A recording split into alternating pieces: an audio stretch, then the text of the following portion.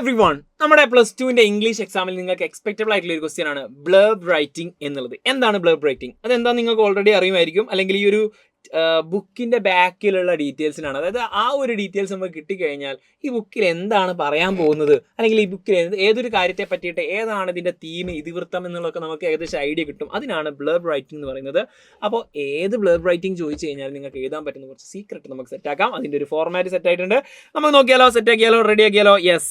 ആദ്യം തന്നെ ഇതാ ആ ഒരു ബ്ലർബ് റൈറ്റിംഗിലെ ടിപ്സ് ആണ് പറയാൻ പോകുന്നത്, അല്ലെങ്കിൽ അതിന്റെ ഒരു ഫോർമാറ്റ്. ആദ്യം നിങ്ങൾ എന്താക്കുക, ഇതുപോലൊരു ബോക്സിനുള്ളിലായിരിക്കണം നമ്മൾ ബ്ലർബ് റൈറ്റിംഗ് ചെയ്യുന്നത്. അത് മാത്രമല്ല, അവരൊരു ടൈറ്റിൽ കൊടുക്കുക, ആ ഒരു ബുക്കിന്റെ ടൈറ്റിൽ കൊടുക്കുക, റൈറ്റർ നെയിം, അതായത് ആരാണ് ഈ ബുക്ക് എഴുതിയിട്ടുള്ളത് എന്നുള്ളത് കൊടുക്കുക. അതൊക്കെ ഡീറ്റെയിൽസ് നമുക്ക് ക്വസ്റ്റ്യൻ തരും. ബുക്കിന്റെ നെയിം കൊടുത്തിട്ട് പറയാം, ബൈ ഈ ഒരു ബുക്ക് എഴുതിയ ആളുടെ പേര്, വണ്ടർഫുൾ നോവലോ സ്റ്റോറിയോ പോയം കളക്ഷൻ ഏതോന്നായിരിക്കുമല്ലോ. ഇതൊരു എന്താണ്, ഒരു ഫ്രെയിമാണ്. ഈ ഫ്രെയിമിലേക്ക് നിങ്ങൾക്ക് ഏതും അപ്ലൈ ചെയ്യാൻ പറ്റും. ടെൽസ് അബൌട്ട് ഡാഷ്, എന്തിനെ പറ്റിയിട്ടാണ് പറയുന്നത്, ഇന്ന കാര്യത്തെ പറ്റിയിട്ടാണ് പറയുന്നത്. സാഡ് സ്റ്റോറി അല്ലെങ്കിൽ ട്രാജഡി ക്ലൈമാക്സിൽ ഒരു സാധനം, അങ്ങനെ ഒരു ഡീറ്റെയിൽസ് നമുക്ക് തരും അല്ലേ. ബ്യൂട്ടിഫുൾ മാനർ, നല്ല വൃത്തിക്കാണ് പറഞ്ഞത്. റൈറ്ററുടെ പേരും പോയറ്റിന്റെ പേരും നോവലിസ്റ്റിന്റെ പേര് പറഞ്ഞിട്ട് created A space of his own in the world of creative literature. അതായത് ക്രിയേറ്റീവ് ലിറ്ററേച്ചറിന്റെ വേൾഡിൽ അദ്ദേഹത്തിന്റെ ഒരു സ്ഥാനം തന്നെ ഉറപ്പിച്ചിട്ടുണ്ട്. എന്തും തള്ളി വെക്കാൽ അദ്ദേഹത്തെ പുകഴ്ത്തി പറയാണ്. He depicts his views and uniqueness in his work. ഈ ഒരു വർക്കിൽ അദ്ദേഹത്തിന്റെ ഒരു യൂണിക്നെസ് അദ്ദേഹം കൊണ്ടുവരാൻ ശ്രമിച്ചിട്ടുണ്ട്. റൈറ്റിംഗ് സ്റ്റൈൽ അമേസിംഗ് ആണ്. അതിന് എക്സ്പ്ലനേഷന്റെ അപ്പുറത്താണ് അല്ലേ, അവർണ്ണനീയമാണെന്നൊക്കെ നമുക്ക് എന്താക്കാം പറയാൻ പറ്റും. So we can shut our eyes against the good nature of this book. ഇതിങ്ങനെ എല്ലായിടത്തും യൂസ് ചെയ്യാം. അതായത് നമുക്ക് കണ്ണ് അടയ്ക്കാൻ തോന്നാത്ത രീതിയിൽ അടിപൊളിയാണെന്നൊക്കെ പറയാൻ പറ്റും അല്ലേ. അത് പുകഴ്ത്തി പറയാം. ബുക്കിന്റെ പേര് പറഞ്ഞിട്ട് inspires young minds to create an enlightened world. കുറച്ചുകൂടി അടിപൊളി ലോകത്തെ ക്രിയേറ്റ് ചെയ്യാൻ വേണ്ടി നമുക്ക് എനർജി തരുന്നു, അല്ലെങ്കിൽ എന്താക്കുന്നു, ഇൻസ്പിറേഷൻ തരുന്നു. It touches deep in all readers mind.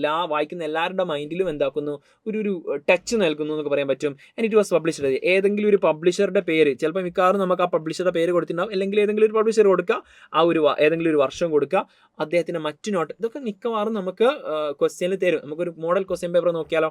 Okay, ആ ബുക്കിന്റെ പേര്, അദ്ദേഹം എഴുതിയുള്ള മറ്റു ബുക്കിന്റെ പേരും, ആ ബുക്കിന്റെ പ്രൈസും, ആ ബുക്കിന്റെ പബ്ലിഷറുടെ പേര് ഇവിടെയും കൊടുക്കുക. എന്നിട്ട് അതൊക്കെ ഒരു ബോക്സിലാക്കി കഴിഞ്ഞാൽ ഈ ഒരു മാർക്ക് നിങ്ങൾക്കുള്ളതാണ്. ഇതൊരു മോഡൽ ക്വസ്റ്റ്യൻ പേപ്പർ. എത്ര മാർക്ക്? 6 മാർക്കിന് നിങ്ങൾക്കൊരു മോഡൽ ക്വസ്റ്റ്യൻ പേപ്പർ ഉണ്ട്. ബ്ലർബ് റൈറ്റിംഗ് എഴുതാൻ ഒരു സങ്കീർത്തനം പോലെ എന്നുള്ള ബുക്ക്, അതിൻ്റെ കംപ്ലീറ്റ് പെരുമ്പടം ശ്രീധരനാണ് ആ ഒരു ബുക്കിൻ്റെ നോവലിൻ്റെ ഓതർ. അത് വെച്ചിട്ട് നിങ്ങൾക്ക് ഇതൊക്കെ സെറ്റാക്കാൻ പറ്റും അല്ലേ. അദ്ദേഹത്തിൻ്റെ മറ്റു വർക്കുകളെ പറ്റി വന്നിട്ട് ഇതൊന്ന് ജസ്റ്റ് ചെയ്ത് വെക്കുക. അല്ലെങ്കിൽ ഒരു 6 മാർക്കിന് മറ്റൊരു ക്വസ്റ്റ്യൻ ഉണ്ട്, മാച്ച് ബോക്സിലുള്ള ആശപൂർണദേവി. ആ ഒരു മാച്ച് ബോക്സിലുള്ള കഥകളൊക്കെ നിങ്ങൾക്ക് അറിയാലോ.